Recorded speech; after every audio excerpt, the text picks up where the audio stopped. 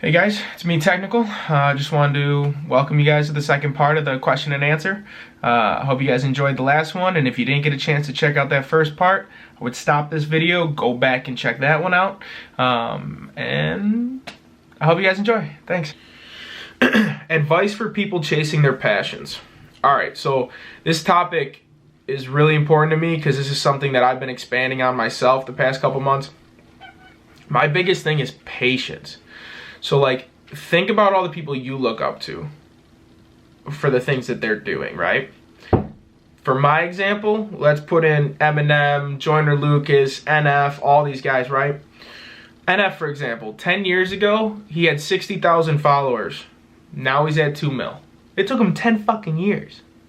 You know what I mean? Like, he hasn't just been jerking off with the same 5 songs, just waiting for something to happen. Like, the dude's been pumping out tons of music, constantly evolving and waiting, being patient. The right time, the right song. He knew it was gonna happen. He believed in himself. And that's my next point. Believing in yourself. You're gonna have so many people, so many people tell you that you can't do it, whether they don't want you to do it or they wanted to do it and they decided they couldn't do it, so you can't do it. I mean, whether it's they think it's too expensive or it's stupid or it's wasting your time, you're gonna hear 50,000 reasons why you can't do it. But something that I kept telling myself is, why can't I do it? And like, that's the can't answer you need to ask yourself. Nothing else matters. Why can't you do it? And you can make that 50,000 list. You can. I can make 50,000 reasons why I can't fucking do this thing. But they're just excuses. They're just reasons not to. I didn't want to make this video before doing this. I didn't want to make the video. I don't know why. I was in a fucked up mood. But here I am making this video because I told you I would. Because I want this. I want this more than anything. That's another thing. Stay hungry. You've gotta want it. Your passion, you've always gotta have that drive behind it to constantly go out and get it. Constantly push yourself to get better. I never sit back with a song for 2 weeks or 2 months or a year and say, this is the best song I ever wrote. I'll never write one better than that. Every song I write is better than the one before it, and I try it. I try to do that. Because how else am I going to grow? How else am I going to progress? How else am I going to reach that top tier in my passion that I want to reach? So those are just a couple things. How long does it take to write a song? It depends. So I've got a lot of songs like Stressed Out, Beat Me, He Hit Her, Shining Stars, When I Was Up, and Look Like Yourself. Those were all written start to finish in about 4 or 5 hours. I'm saying written, recorded, and sent over to my producer or audio engineer, whatever. But I also have songs like Until I Win, Positive, and In the Bag. Those songs were all like started in November of 2018, and they didn't see an engineer until the summer of 19 when I released them. So it really all depends. Kind of depends on the mood, how I'm feeling. I've got some verses I've knocked out in 15 minutes and some verses that have taken me an hour and a half. It's just kind of the mood. How do you deal with fake friends that only come around when it's convenient for them? So this is a big one. I kill them with kindness, to be honest. The worst thing I feel you can do is be fake back. If you know that they're only putting forth effort because there's something to gain from you and they don't actually want to spend time with you or know who you are or any of those things, don't put forth effort to know who they are. Don't put forth effort to reach out on their birthday or holidays or even good things that they're doing. In my opinion, if they're reaching out to you to gain themselves and there's no other benefactor for them, they truly don't want to get to know you and you know that, then don't put forth your time, your effort, your emotions into that person. I've got a lot of people that don't listen to my songs, don't click links, don't like pictures on Instagram, don't subscribe, no interaction at all. I've sent them invites to live shows. They don't even, I'm saying text, like personalized text just for them. and they don't even respond. Right? But have the fucking audacity to shoot me a goddamn text and say shit like, oh bro, you should help me make music. I've been doing a bunch and this, that, and the other. Are you fucking dumb? You've showed no interest in my craft, my art, that I've sat in this fucking studio night in and night out for 3 years fucking now to get me to this point, and you just want to hop on my back and ride along?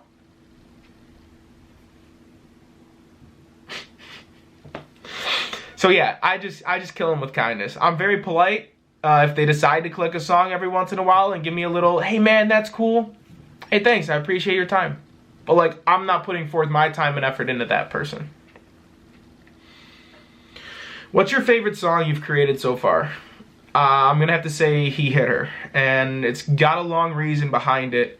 Basically how I started the song is I was on FaceTime with her from the song, and I was watching her just meal prep, doing something really simple, and I kept thinking about the horrible shit that had happened, and I just started typing on my computer, and I said something to her on FaceTime. I said, hey, if I'm quiet for a minute, it's just because I'm writing a couple lyrics down. Well, she had to go do something, so we got off FaceTime. I went in the studio, and Jaron Benton's Bully Freestyle competition came up on Instagram. So I went and checked out the beats, and when I heard the second beat, the Murder Everything beat, it was originally from his freestyle Murder Everything, Jaron Benton. So I'm playing. We didn't get to hear the instrumentals first. We only heard his original. So I'm listening with his words on there, you know, his lyrics, everything. He did a great job, dude. Killed that song. But I was so inspired by the topic and the theme and the way that the beat progressed that when I bought the entry for the contest, they had to manually send me the beat. So I was waiting for a little while to get that beat in my inbox. I was able to block out mentally Jaron Benton's lyrics and vocals from his original and begin writing this song. And I began writing it by my candlelight because I really like writing dark with a candle. I began writing it down handwritten. I don't handwrite a lot of my lyrics. They're usually typed up. But I handwrote about 2 pages worth of lyrics, put them in page protectors, and I ended up giving them to the her again from He Hit Her. I gave them to her for Christmas. And she opened them, and it was like she instantly knew what they were. She knew what they were. So she's looking at them, and the expression on her face was if she opened like a bag of diamonds. And the reason that's significant to me is because I didn't know how she was going to take a gift like this. This is something, think about it, it's ink made in our patterns to create words for a song. Albeit it was about her and something that's very personal, but some people may not take that as a gift very well. You know, what do I want 2 pieces of paper for? But she absolutely loved them, and it really made the song kind of come together full circle, and it just made me feel really amazing. Not to mention the first time that I played that song for her, the first time anybody even heard the song, she like cried after the first couple lines. It was to be able to make music to help somebody get through a tough time like that, especially being someone so personal to me, it was just something incredible, and it was a great experience for that song. How often do you listen to your own music, and do you let yourself enjoy it? I listen to my own music about every day, and I don't know how some people are going to take this. It's not like a cocky thing, but I make music for me. I make music to help me, and it does help me. It helps me a fuck ton. So, honestly, I had to like teach myself to let myself enjoy it and listen to it for a while there, and I think maybe it was the skill level. Maybe I wasn't up to where I wanted to be, but recently, with a lot of my last couple songs, and even a little bit before that, I can listen to it. I can listen to it on repeat. I put them in playlists. I really enjoy my music. It's not something that I turn on every single car ride or anything like that, but at least once a day, I'd probably hear one of my songs. The only thing that really is iffy, and a lot of times, Nick, my buddy Nick, is a bad case of doing this. He'll be introducing me to a bunch of new people that I've never met before, and knows that I'm a very anxious person. And he decides that he thinks it's a good idea to play my music. And I understand he's doing it in a very generous way. He's trying to show them, hey, you know, this is my buddy, he makes good music. But like, wow, it makes my head spin. Just because, like, I don't want people to think that I'm like very self-conceited and I really, you know, sniff my own farts, so to speak, you know, that kind of thing. Like, I'm not a cocky guy. I like thinking myself as humble as anything. Maybe that was a little cocky, but you know what I mean. Anyways, I love you, Nick. What's your process for writing hooks? This is basically the same thing for writing anything. Like in the bag, can't lose, and stressed out. Like I had the hooks basically put together as I'm downloading the beat and putting it into Cubase. Hooks I've always thought were really hard for me to come up with, but I felt the best way for me to do it is just go at it with a more simple mindset, a simple approach. Because a lot of the hooks that everybody loves are really simple. Even like All Day Long, I feel that was a super strong hook. Super strong, really catchy. People want to sing along to it. That was just something that it kind of flowed off my tongue, flowed off my mind. It was just very, very natural for me to come up with these. I don't really have any tips, unfortunately, because I don't know how I do it. I can't sit there and think, I'm going to write a hook, here we go, boom, it's done. It's just all natural. And last but not least, what's your favorite line out of all the songs you've written? Pick one for a deep, meaningful line and one answer for more of a punchline. Okay, so this is going to be a little difficult. I'm going to pause the clip and I'm going to play the song and put the lyrics up on screen so you guys have an example, and then I'm going to explain it. So for the real deep line, I think I'm going to go to He Hit Her Again. I don't know if the person who asked this really wanted just one line or a sequence of lines, but I'm going to go with the sequence because a lot of my lyrics are so intertwined, it's hard just to pick one absolute line. Abuse, I've never caused a bruise, but part of me feels the blame. Y'all ever hear that old time saying? Be careful what you wish for. Well, I got what I wish for. I wish that he hit her, but it really wasn't what I wanted. I was jealous, she was giving him the love that I wanted, the love that I lost. I was struggling in LA, I was lost. Took morphine from the nose to the brain. Got on stage, then I rage. Unhealthy way to cope with the pain. Okay, so in here, I'm explaining that because I lost the person that I loved, I wish something horrible upon her. And whether or not my wish actually caused another man's actions, I felt partially to blame just because of something as simple as a mindless, heartbroken wish. With her being gone, I had a lot of feelings of hatred toward her, you know, I had my own self-pity, just wasn't able to move on, those kind of things. And I was coping with it in an extremely unhealthy way. And one of the ways that I was coping with it was a lot of painkillers.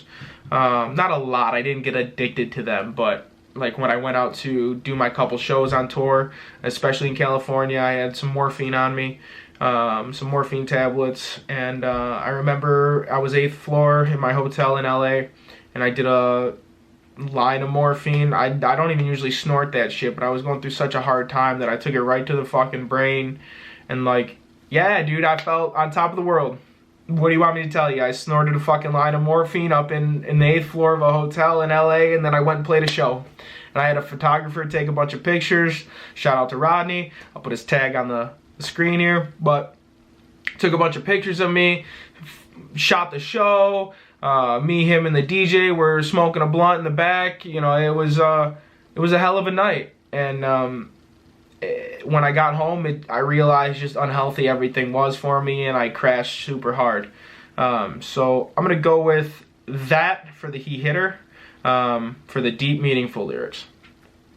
Next up, for the punchlines, I'm going to go to Beat Me, produced by Greco. I really had a lot of fun with this song. I love playing this song. I love rapping this song. It's really good. In my opinion, it's really fun. So I'm going to let you listen to it now. Oh, TechNicol, chill out, goddamn. Why you gotta do this to them? Aw, man, chill, fam. They ain't never believe, cause they ain't never see the hours of work you be putting in behind the screen, writing and recording up at 4 in the morning. Okay, one main reason that I really like this sequence is it reminds me of being hyped up by some of my friends, like my best friend Shane, who's also helping me with managing some of this stuff. My brother Chris, he really helps push me all the time, and I send him a lot of my songs before anyone hears them. And then my producer Greco, who produced the track, does a lot of my mixing and mastering as well. When I bust in with that, oh, TechNicol, chill out, goddamn, why you gotta do this to them? Oh, man, chill, fam. I really like that kind of cockiness to them, because it's like they're trying to be cocky so that I can get some confidence in my raps. And like, my raps have been getting a lot better, and people are kind of sitting back like, oh shit, yeah, I like that. And then the rest of it, it's true in the sense that, you know, most people are only going to hear 5 songs that I put out every 6 months, if that. They don't hear the 40 that I made and either threw out or scrapped or are half finished. All the nights of doubting myself, all the nights of fucking just thinking I should quit because I suck and I'm never going to make it and my voice is annoying and nobody's ever going to like me. You know, all these stupid excuses that I sit there and tell myself, nobody sees those. And I understand people all over the world have this kind of self-doubt, but how many people are putting themselves out on this platform, up on this pedestal for everybody to take shots at? Yeah, everybody's a rapper, but everybody's rapping about things they don't have. Drugs, money, bitches, guns, all these things. My music is real issues. They're me. It's all me. I'm giving you guys everything that I have. And if you guys don't like it, you realistically don't like me. And not that that's a bad thing, but like, that's very anxiety driving.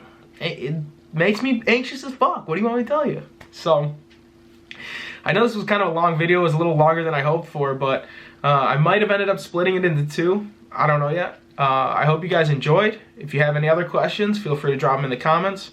Give me a like, subscribe, you know, give me a comment, thumbs up, anything you want to do. It all helps out a lot. I appreciate you guys for checking out. And also, I'm going to be running a sale on my website. I'm thinking maybe 50% off for, you know, 2 days or so. So this is a little pre-heads up if you guys want to save some money or something. I'm thinking about maybe Friday at the end of this week or Friday next week. I'll post a little bit more on my Instagram when I do that. Anyways, I'll talk to you guys later. Thanks. Bye.